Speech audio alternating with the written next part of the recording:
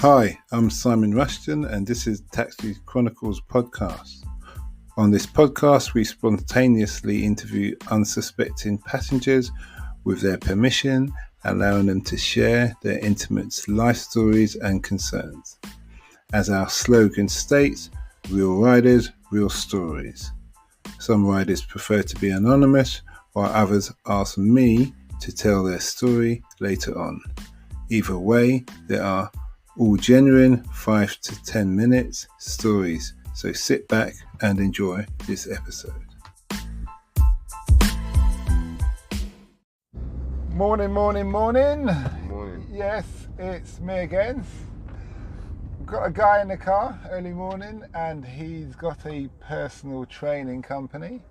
He's going to expand on how he got into there, on what motivates him, and what the company is all about. So over to you. Thank you. Yeah, I think this is really sick, by the way.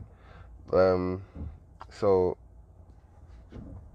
to cut the long story short, because I know we haven't got long on our drive, I used to play football when I was younger,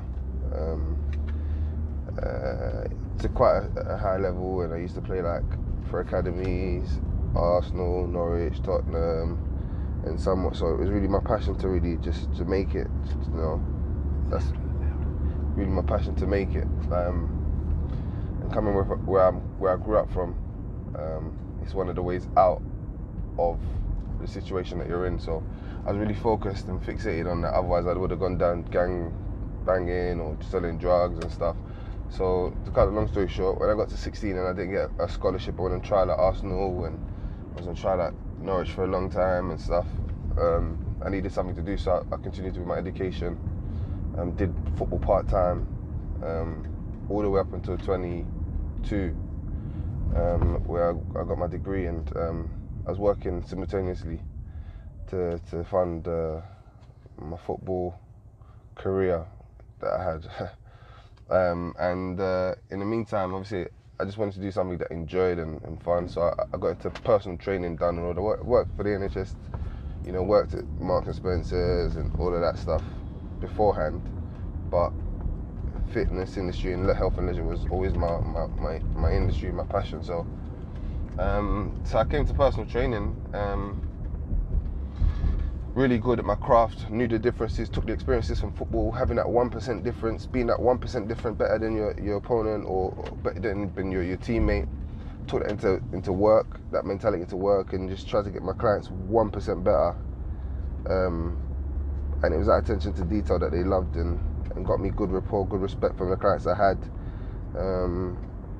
Roll back to a few years ago, probably 5, 6, 7 years ago, I got a big opportunity to work in a prestigious area of London, and I just built my clientele, and from there I was able to branch off and start my own business. Okay. Yeah. So what kind of things do you have to do for your client? It's just attention to detail. It's obviously motivating them. Yes, not saying I'm some military general, but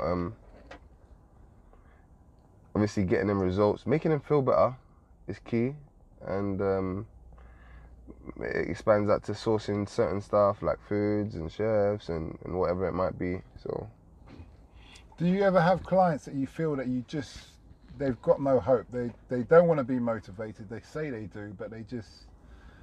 Do you ever have that kind of situation? Yeah, I guess we do. But, you know, and the key is attention to detail. There's something that they came to you for. There's something that they're expecting, and my way of thinking about it is, can I provide this service, and how much would it cost? And then. So how would you get them in that right frame of mind? Because they say. So I'm ex-military. Okay. So our philosophy, well, in my old regiment, is like, we shouldn't have to motivate you. Yeah. If you need to be motivated, yeah, you shouldn't be here. Yeah. Now, you can't have that in your industry. Because obviously they've come to you. Yeah. So that's, some people are quite lazy. They expect everything you to do, even virtually do the work. Yeah. How do you manage that? I think like I said about the 1%, I'm happy with what you give me whatever you feel is comfortable to give me, it's fine, it's on you, you know. So I put it in your court. And what we can build from there, you know, we build. So wherever you give me, wherever I meet you at, I meet you, rather than you come at my expectation and my standard, you know.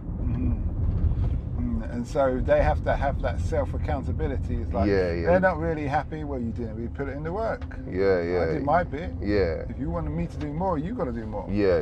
Okay, that sounds good. So it's not really I don't force it down the line like that, but it's like, obviously with my pedigree in regards to like the qualifications, the experience, my outlook on my physique or whatever that might be, they know the standard is there. So it's just on you, right, really.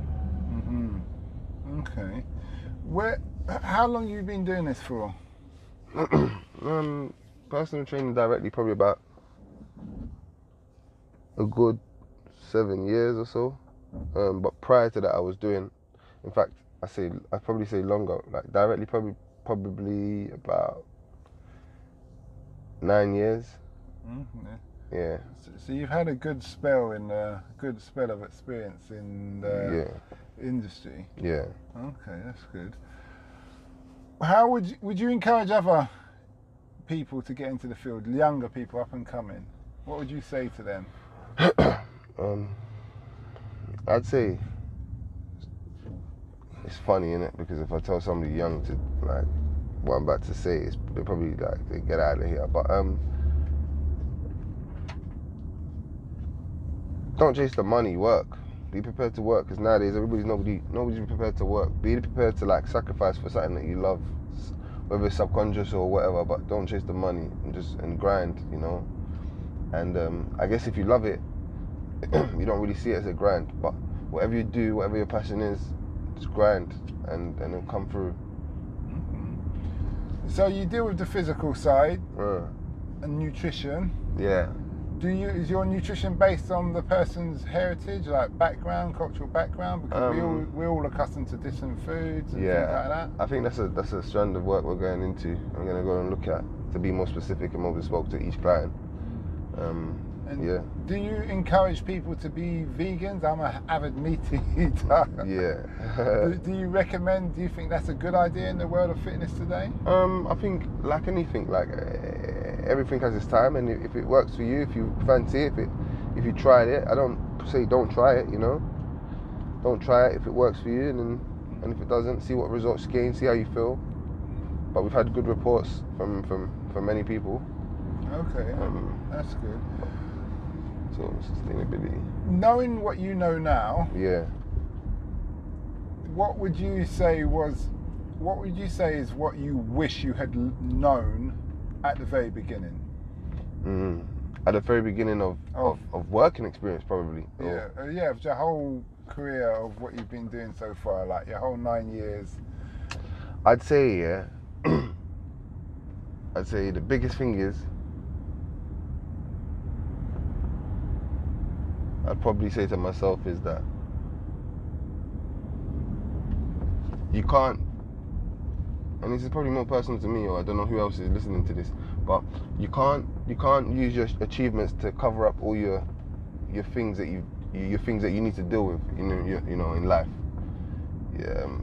And by that, so simply put, is no matter how successful you are, or you're gonna be, like, always be humble and always be willing to like to open to working with people, and because we need each other. Okay, so collaborations. Yeah, collaborations. And learning. Is that what you're saying? Yeah, no, I mean learning is inevitable. To get to step up, you have to learn, but more so collaboration. Sometimes you feel like you might have a gift, or you might have a divine right to success or something, but it's not the case.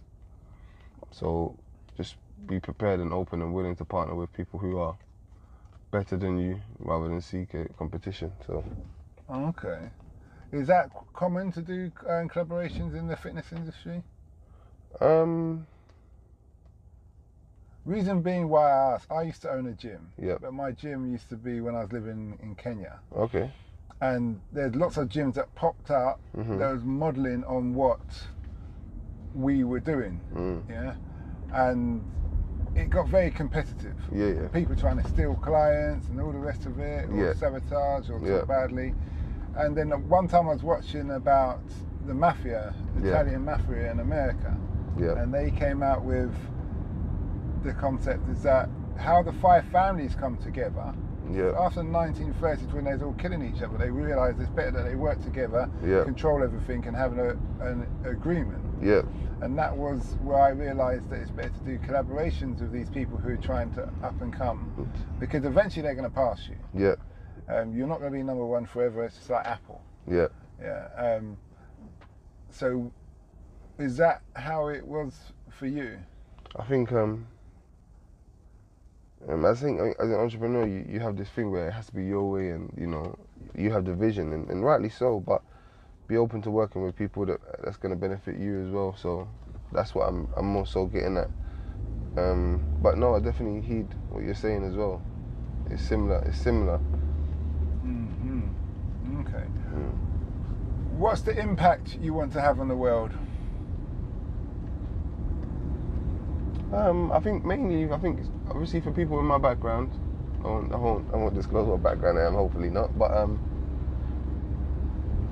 I feel like to show that you can do things on this level, no matter what. You don't have to be like a footballer, a drug dealer, or what do you call it? So whoever that motivates and inspires, and I hope to do that, because then they can help and change somebody else's and the catchment area around them at least. Mm-hmm.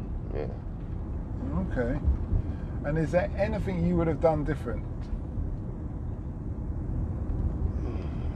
No, I feel like the man upstairs, whoever you believe in, I feel like everything is ordained, to some extent. So you can't regret anything. I don't regret anything, because I learned from all of the situations. So I just take it in my stride and thank God for where I am now today, because a lot of people ain't here. I mean, COVID happened or whatever, so to be here it's not a given. So yeah. Okay. The psychological side, do you deal with the psychological side, and if so, how? Definitely. I think the psychological side is everything. That's the main key. What people are forgetting is you can run 100 miles if you want, 10 miles if you want, but why, how, and your intrinsic factors that make you go, that make you do it. So without doing that subconsciously, without being a positive person to come to, or a place where you feel comfortable with, how are you going to turn up to my session, or to. So you've got to be in the right frame of mind. Yeah, you've got to be in the right frame of mind. You and us as a team, we have to help to put you in that right frame of mind to go and do anything.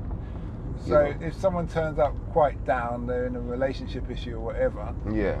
Now before you even start, you have a talk with them. You see if they want to vent or whatever. Or yeah, I feel like my style, very funny enough, if somebody has a relationship issue, it's like, what are you gonna do in this hour? You're gonna cry, or you're gonna move forward, because that's life, isn't it? Really, that's one of my styles. Don't get me wrong, it depends. Each circumstance, each client is specific. You have to deal with each client specifically. But the way I like to think about it, depending on their journey of that breakup, whether it's been 6 months or it's the first week, if it's 6 months, let's move, man. We can't be here and can't be here for life. If it's 1 week, then understand, and maybe be a shoulder and tone down the session a bit, or do some boxing. Yeah, yeah. I could relate to that in the sense that I had women clients, and when they came, you introduced them to hitting the bag. Yeah. And they said, "This is really good. He's a bastard." Yeah. It's deep. Well, thanks for that. It's a pleasure. It's been a good interview, and I hope you have a good day. You too. Cheers. We hope you liked that episode. Keeping in mind, we never know who we're going to interview. We post twice a day, 8 a.m. and 5 p.m. GMT. Have you ever considered the future economies to invest in? Why not listen to our sister podcast, Africa Investor Stories? Considering Africa has the fastest growing economies and population on Earth, and has done for many years, it holds 30% of the world's known natural resources. We publish twice a week, Tuesday with a guest investor, and Fridays talking about investment, politics, and history, providing a clear understanding for any potential investor.